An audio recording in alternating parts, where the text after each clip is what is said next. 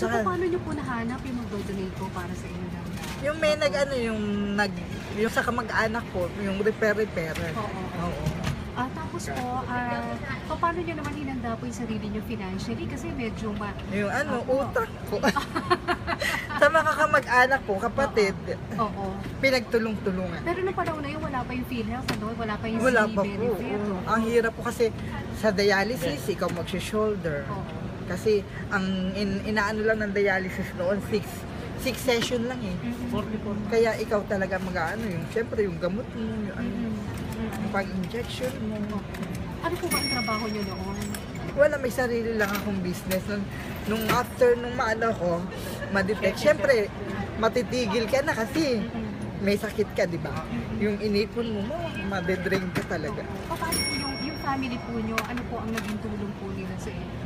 Sila pinagtulong-tulungan ng mga kapatid ko, yung pinsan ng tatay ko, pinuutang kami. Talaga po? Mga magkano po nagastos nyo nung nagpa-transplant kayo? Ano naman, hindi naman gaanong kalakihan, kasi nasa pay ako that time. Umabot lang ako ng mga 300. Tapos, ano po ang mga dinadaanan ng isang na-transplant? Yung after ng transplant. After the transplantation. Yung after ng transplant, hindi na ako na lumalabas. Kasi parang ina-isolate ka kasi mababa immune system mo. Ano lang, check up, punta dito sa hospital, bahay lang, ganun lang ako muna. Paano po yung pre-maintenance medicine? Opo, yung the first 3 months ng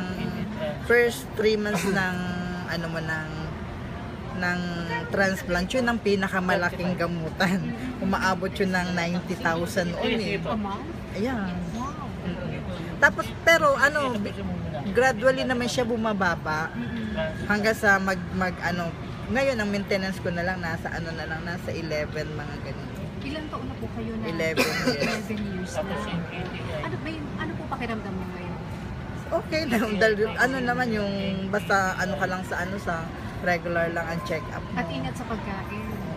Ganun na naman. Huwag lang pataasin uli yung blood pressure kasi yun yung pinagmula ng kidney problem na noon eh. Kaya hindi nawawala yung maintenance sa blood pressure kasi yun nga ang So, kumusta po yung check-up nyo recently?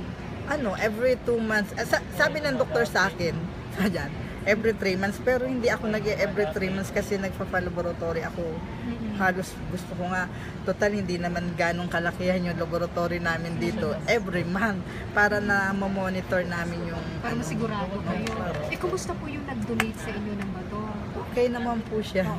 Nasa province na po. Nagpapa-check up din po? Opo. Regular din po ang check up. Mabuti po at meron pong nagbigay sa inyo. Tanggalin mo na yung sim. At isang parang bagong buhay po yan sa inyo. Salamat po. Thank you.